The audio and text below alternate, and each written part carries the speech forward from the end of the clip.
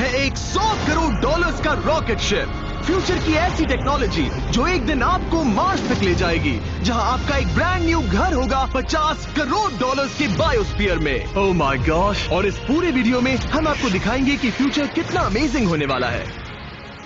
आप देखोगे कि हम एक्सटिंक्ट स्पीशीज को वापस जिंदा कैसे करने वाले हैं। ये लिटरली फ्यूचर है। फ्लाइंग कार्स जो आपको कहीं भी ले जा सकती हैं, और भी बहुत कुछ। शुरू करते हैं इस $1 की लाइट से, जिसे अगर आप करोड़ों ऐसी लाइट से जोड़ते हो तो इंसानों के फ्यूचर को सिमुलेट किया जा सकता है, या मार्स के।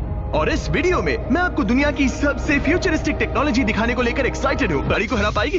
बिल्कुल। और अगर तुम जीत गए तो मैं तुम्हें $10 लाख दूंगा। मैं जीता तो $10 लाख दोगे? ओह हाँ। ओह ठीक है, तो चलो शुरू करते हैं। हम मेरे ऑफिस तक रेस करने वाले हैं। देखते हैं कौन ज्यादा तेज है, फ्लाइंग कार या नॉर्मल कार। ऑलराइट, रेस शुरू होती है। ओके। वो तुम्हारे बिल्कुल बगल में है। उड़ रहा है। रुको, क्या वो समुद्र की तरफ निकल पड़ा? हाँ, उसे रोड्स की जरूरत ही नहीं। ये चीटिंग है। ये एक प्रॉपर टेस्ट है। इसके लिए हमें सारे ट्रैफिक लॉज फॉलो करने होंगे। देखो, हमें स्टॉप साइन पर रुकना पड़ेगा। अब हम जा सकते हैं, लेकिन फ्लाइंग कार के साथ उसने एक सीधा रास्ता लिया है। इसीलिए जब से लोगों ने फ्यूचर के बारे में सोचना शुरू किया है, फ्लाइंग कार्स हमेशा सबसे पहला ख्याल रहा है। रुको, मुझे वो दिख रहा है। हाँ, वही वो है। शायद आधे रास्ते से भी आगे निकल चुका है और हमने अभी स्टार्ट किया है। तो हमें जल्दी करनी पड़ेगी। सोचो, अगर आपके रोज के आने जाने का टाइम आधा हो जाए तो आप हर दिन कितना टाइम बचा सकते हैं, क्योंकि आप ड्राइव करने के बजाय उड़कर जा रहे हैं। मतलब साल के करीब 1000 घंटे। 1000 तो नहीं, मैंने पर कैलकुलेट नहीं किया। ये $1.5 लाख की फ्लाइंग कार भी उस 100 के लिए हम जा रहे हैं अपनी $20 करोड़ की टेक्नोलॉजी की तरफ। अब हम आए हैं अपसाइड फूड्स के यहाँ, जिन्होंने लिटरली हजारों लाखों किलो चिकन मीट बनाया है, वो भी बिना एक भी मुर्गी को मारे। जो कि कमाल की बात है, क्योंकि हर दिन 22 करोड़ से ज्यादा चिकन्स को मारा जाता है पूरी दुनिया में मीट की डिमांड को पूरा करने के लिए। और अपसाइड फूड्स ने इस टेक्नोलॉजी को बनाने के लिए $20 करोड़ से भी ज्यादा रिसर्च और डेवलपमेंट में खर्च किया है। आओ तुम्हें प्रोसेस दिखाता हूँ। हाँ प्लीज, मुझे कुछ समझ में नहीं आ रहा। 2018 में हमने चिकन एग से सेल्स लिए।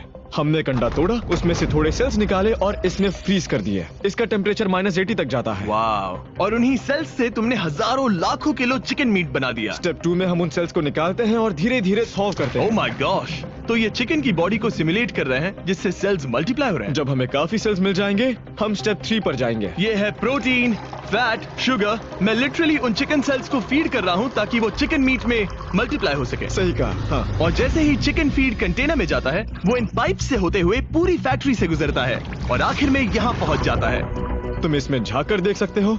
तुम्हें इसमें चिकन सेल्स तैरते हुए दिखेंगे। ओह माय गॉश, ये तो बहुत चिकन है। तो हर 2 सेकंड में ये 1 चिकन के बराबर मीट प्रोड्यूस कर लेता है। हाँ, हर कुछ सेकंड्स में। और अपसाइड फूड्स का इकलौता फायदा बस चिकन्स की जिंदगियां बचाना नहीं है। इन चिकन्स को बीमारियां नहीं होती, तो फार्म में भी डिजीज फैलने की टेंशन नहीं रहती और आप बीमार चिकन को नहीं खा रहे। सच कहूं तो ये बहुत ही अच्छी डील है। चलो टेस्ट करके देखते हैं। प्लीज, मुझे इसे ट्राई करना है। चलो इसे टेस्ट करें। हम इस मीट को टेस्ट करने वाले हैं जो हमने अभी अभी ग्रो किया। अंदर आ जाओ, मैं अपने सबसे बेस्ट शेफ्स में से एक को लाया हूँ, निक डी जियोवानी। इसने हमारे लिए 2 चिकन सैंडविचेस बनाए हैं। इसमें से एक सैंडविच के लिए आज 1 चिकन मारा गया था, दूसरे में एक भी चिकन नहीं मरा। उसे लैब में ग्रो किया गया था। क्या लगता है कौन सा पसंद आएगा? अगर इसे सही से बनाया होगा तो फर्क नहीं बता पाओगे। ओके, ये कमाल का टेस्ट होगा। अब ये हमें दोनों चिकन सैंडविचेस में से एक दे रहे हैं। हम इसे ट्राई करने वाले हैं। आप देख सकते हैं ये क्या है, लेकिन मुझे और टरीक को नहीं पता। चीयर्स। चीयर्स। शुरू करते हैं। वाह, ये चिकन है। चिकन। अब हम दूसरा ट्राई करेंगे। ये कौन सा वाला है हम नहीं जानते। चीयर्स। मुझे समझ में नहीं आ रहा। ये दोनों इतने सेम है कि समझ नहीं आ रहा है। मतलब दोनों चिकन ही है। जो भी हो, लेकिन दोनों का टेस्ट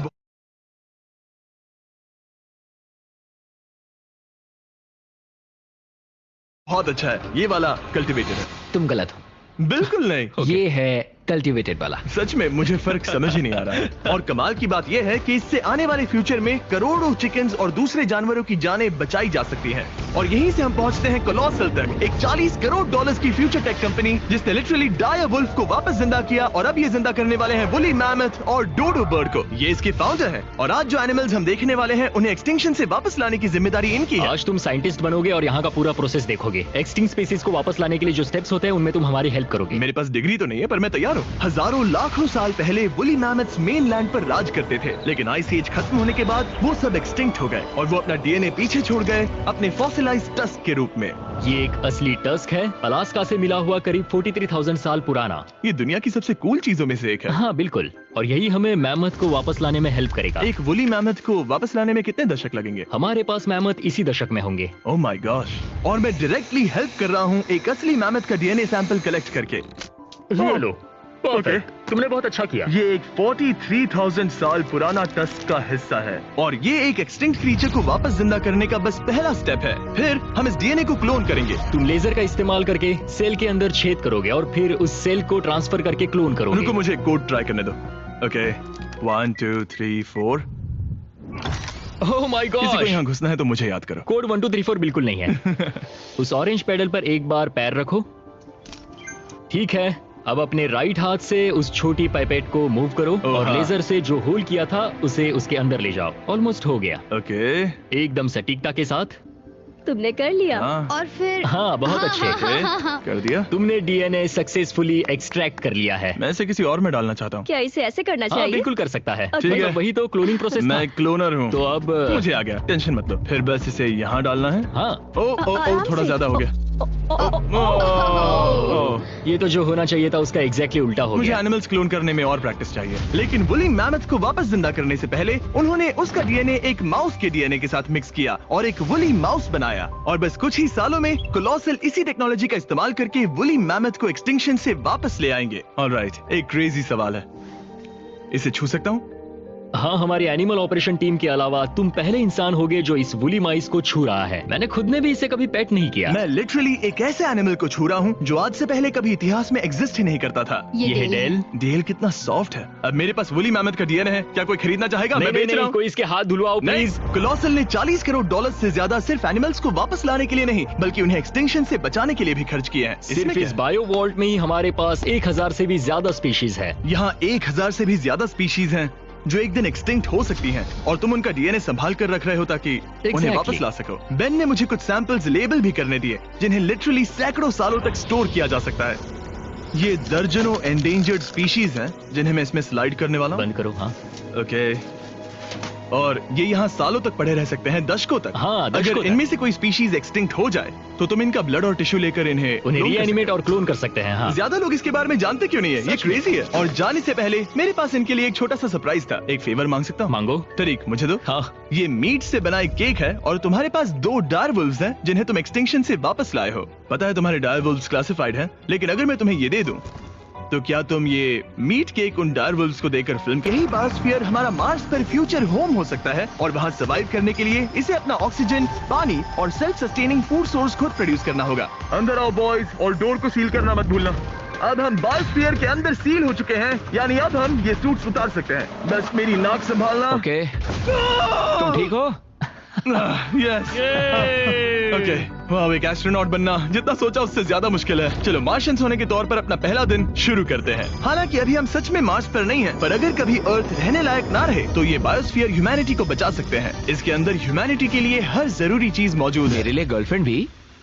ये बायोस्फीयर है, भगवान नहीं, ये चमत्कार नहीं कर सकता। इस जगह में 5 अलग अलग बायोम्स भी हैं, बिल्कुल माइनक्राफ्ट की तरह। मैं आपको सबसे कूल बायोम दिखाना चाहता हूँ, एक रेन फॉरेस्ट। शायद आपने रियलाइज ना किया हो, लेकिन इनमें से कुछ प्लांट्स यहाँ 30 साल से भी ज्यादा समय से जिंदा हैं। डूड, ये तो तरीक से भी पुराने हैं। नहीं, एक्चुअली नहीं, वो भी 30 साल का है। हाँ, अब अगर हम यहाँ से आगे चलते रहें तो ये क्रेजी है ना, ये क्रंची है। सॉल्टी भी। हाँ, मार्स पर अगर तुम खाना उबाल रहे हो तो बस इसे उसमें डालो और खाना नमकीन हो जाएगा। क्या ये ऑसम और है। इसी के साथ हम अपने फाइनल बायोम पर पहुंच गए, ओशन। वाह, जरा देखो, बहुत सारा पानी है। यहाँ तो बीच है। बायोस्फीयर के अंदर लिटरली एक बीच।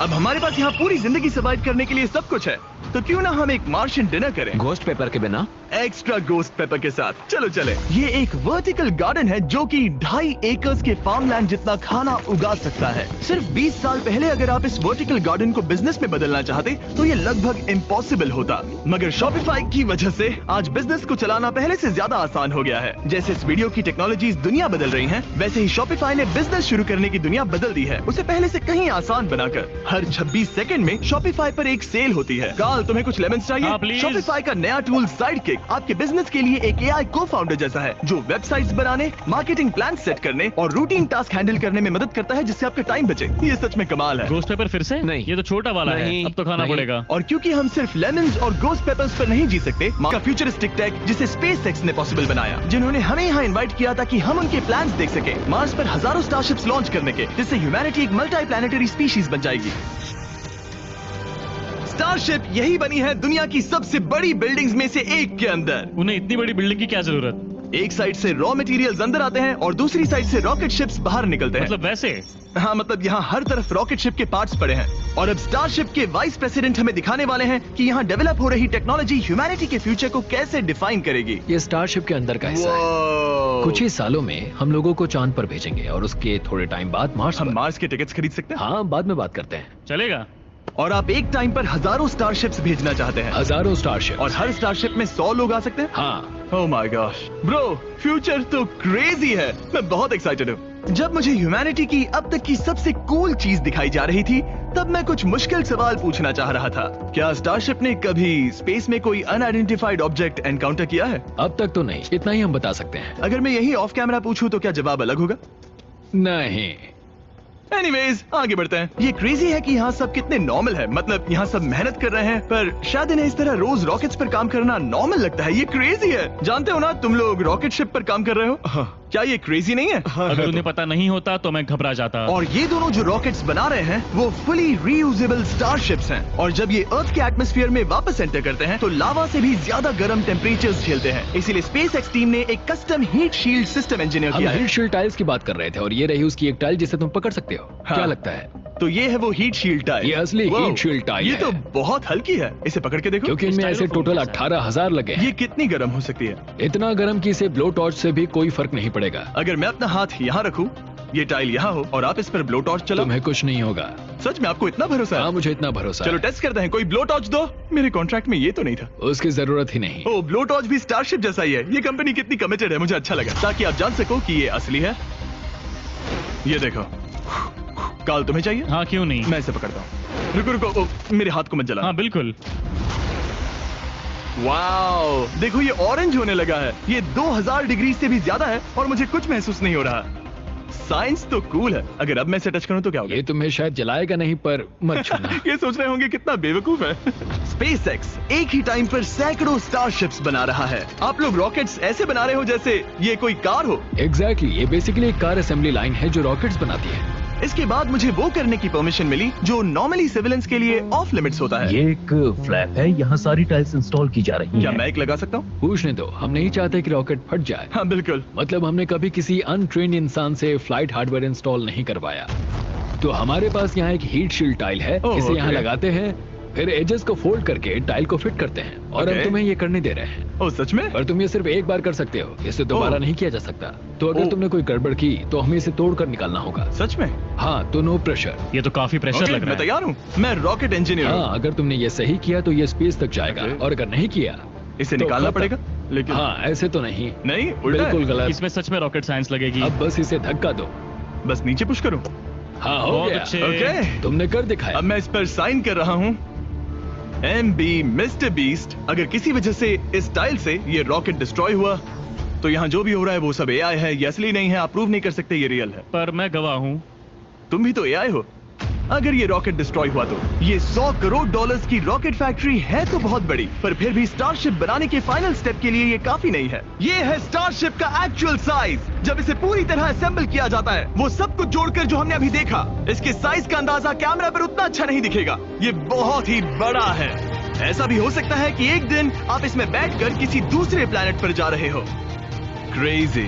और स्टारबेस टूर के एंड में उन्होंने हमें बाकी सारे स्टारशिप्स दिखाए जो स्टारबेस कैंपस के आसपास स्पेस जाने के लिए तैयार खड़े हैं। सोशल मीडिया और न्यूज वाले फ्यूचर को बहुत नेगेटिव और डरावना दिखा सकते हैं, पर सच कहूँ तो इस वीडियो में मैंने जो देखा उससे मुझे उम्मीद मिली। डिसेबिलिटीज वाले लोगों को जिंदगी जीने का एक नया मौका देने वाले इंसेन बायोटेक से लेकर हवा में उड़ने वाली कार्स जो हमारे ट्रैवल करने के तरीके को बदल रही हैं, और DNA टेक्नोलॉजी तक जो एनिमल्स को सफरिंग और एक्सटिंक्शन दोनों से ही बचा रही हैं। दूसरे प्लैनेट्स पर कैसे जाते हैं ये सीखना और वहां तक पहुंचने के तरीके ढूंढना, इंसानों को पृथ्वी से आगे उन दुनियाओं तक ले जाना जहां पहले पहुंचना नामुमकिन था।